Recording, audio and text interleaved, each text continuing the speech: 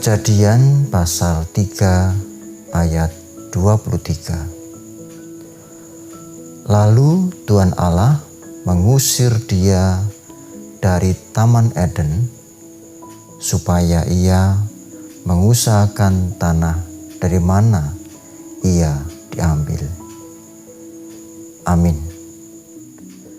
Berbahagia setiap orang yang mendengarkan firman Tuhan, melakukan, menghayati dalam kehidupan sehari-hari. Haleluya.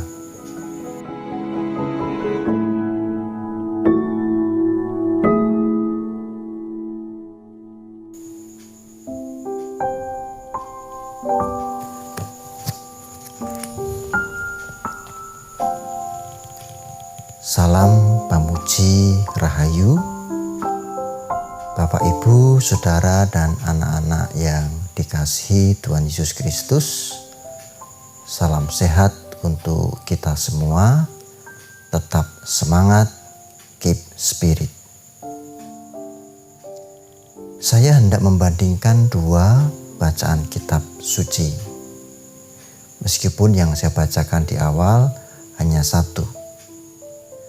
Bagian kitab suci yang lain dalam Kejadian 2 ayat 15, di mana Tuhan Allah mengambil manusia dan menempatkan di Taman Eden untuk mengusahakan dan memelihara taman itu.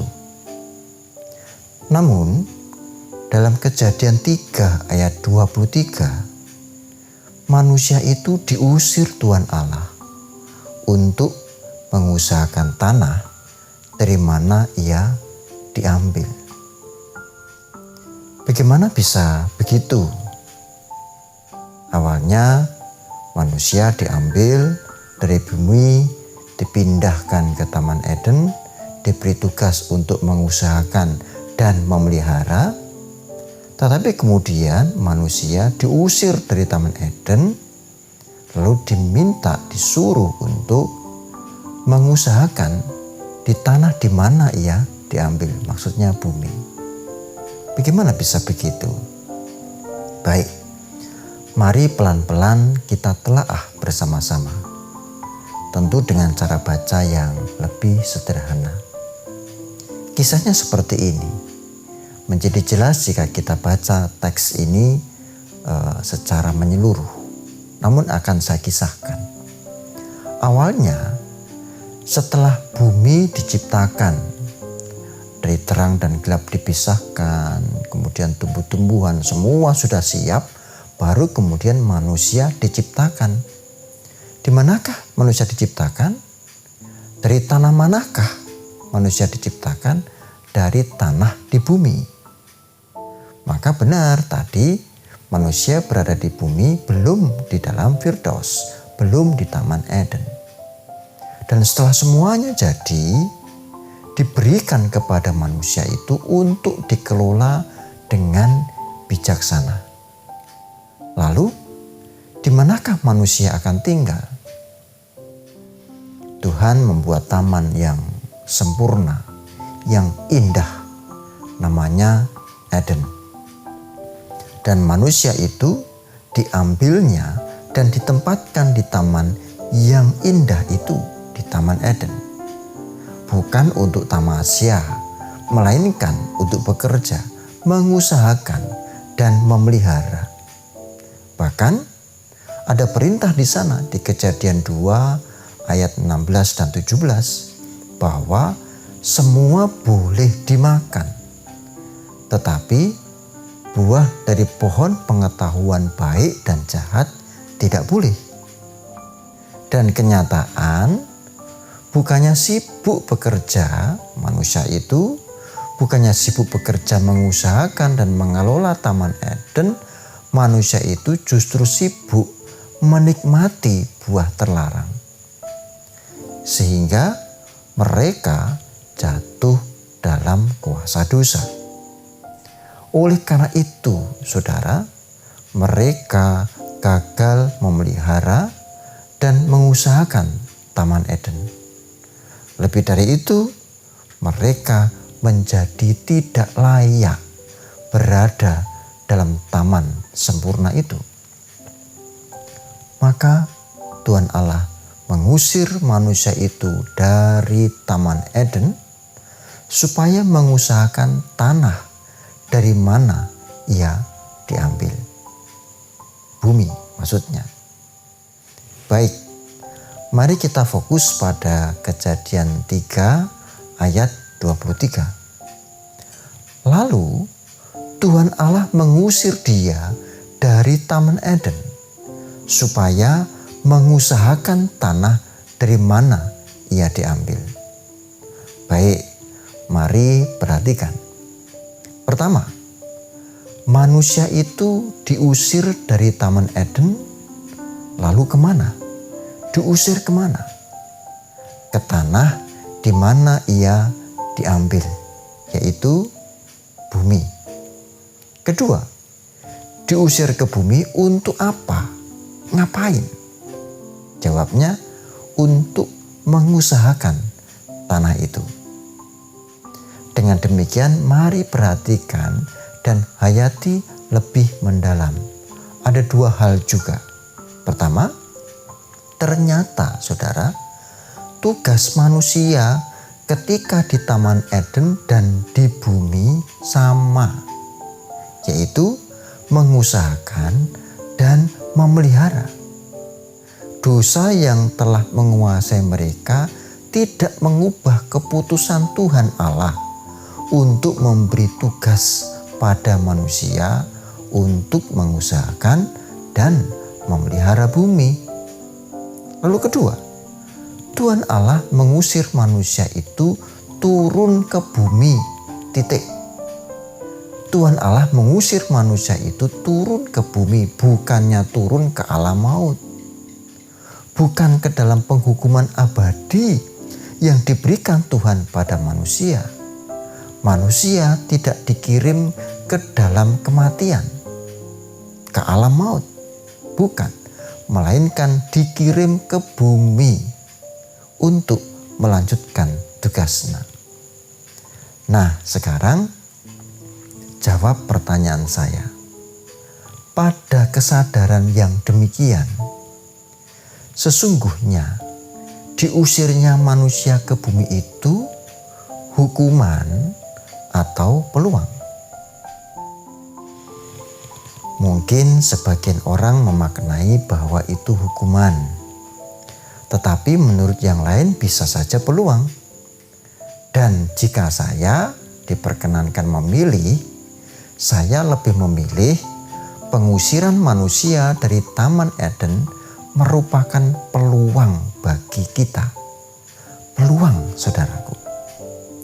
Ya, benar bahwa akibat dosa manusia kehilangan kekekalannya. Hidupnya berada dalam bayang-bayang kematian. Tetapi lihat betapa Tuhan begitu mengasihi manusia itu. Sebelum manusia keluar dari Eden, Tuhan membuatkan pakaian loh untuk Adam dan Hawa. Itu karena kasihnya, gak tega. Betapa Tuhan begitu mengasihi manusia. Sehingga sudah saya katakan di depan tadi, tidak dikirim ke alam maut, melainkan dikirim ke bumi.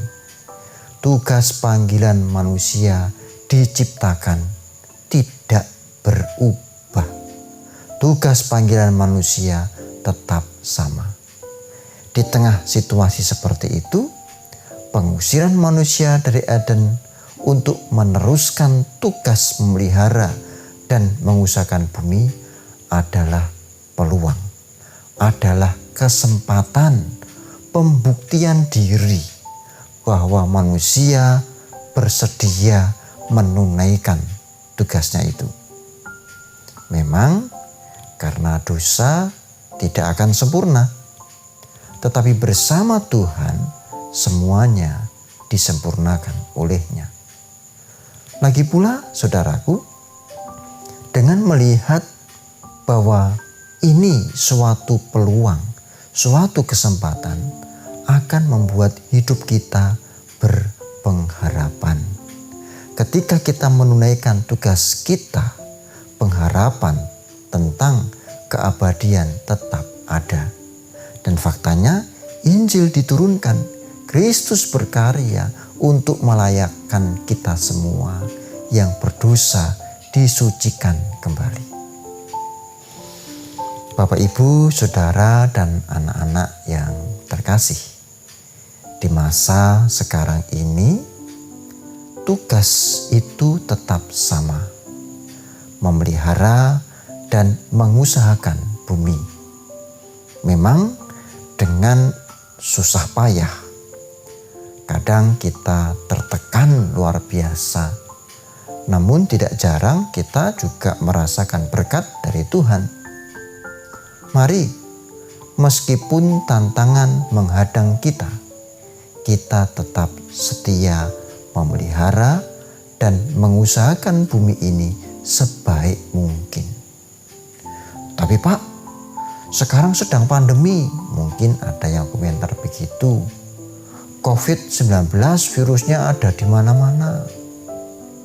Belum lagi persoalan hidup bertubi-tubi yang sungguh menyesakkan. Tuntutan ekonomi yang begitu berat. Ada beban hidup yang sangat berat. Saudaraku, jangan hilang pengharapan. Tetaplah mengusahakan yang baik, memelihara yang baik. Pertolongan Tuhan akan segera menghampiri kita. Justru dalam situasi permasalahan yang begitu berat dan rumit itu membuktikan bahwa Anda dan saya memang tidak sempurna. Bahwa kita itu fana dan penuh kelemahan. Oleh karenanya, berserahlah kepada Kristus. Ambil peluang untuk menunaikan tugas memelihara dan mengusahakan dengan baik. Saat itu, tanpa Anda sadari, tangan Tuhan menuntun. Coba hitung kehidupan kita hingga saat ini. Bukankah masih ada kesempatan untuk memelihara dan mengusahakan hidup yang baik? Jangan tunda, saudaraku. Sekarang adalah saatnya. Amin. Salam Kawilujengan. Mari bersama-sama kita berdoa. Tuhan yang kudus dan setia, kami bersyukur penyertaan-Mu bersama-sama dengan kami saat ini. Terlebih ketika kami menghayati firman-Mu, di mana kami melihat bahwa pengusiran manusia dari Taman Eden adalah peluang bahwa kami mampu membuktikan diri bersedia menunaikan tugas memelihara dan mengusahakan bumi. Memang tidak sempurna karena kami berdosa, ya Tuhan, namun kami percaya Kristus yang hadir melalui pertolongan Roh Kudus menolong kami semua. Di tengah-tengah situasi pandemi saat ini, kami masih merasakan kehidupan yang begitu sulit. Kiranya Tuhan menolong kami. Bagi saudara kami yang sakit terpapar karena COVID-19, Tuhan sembuhkan. Bagi saudara kami yang sakit karena sakit jasmani yang lain, Tuhan sembuhkan. Bagi saudara kami yang sakit secara rohani, juga Tuhan sembuhkan. Bahkan kami saat ini yang mungkin juga sedang merasakan penderitaan dan tekanan, kiranya Tuhan limputi dengan kasih. Tuhan menolong kami. Kami percaya. Kami serahkan doa ini di dalam kesempurnaan nama-Mu yang kudus, Tuhan Yesus Kristus. Amin.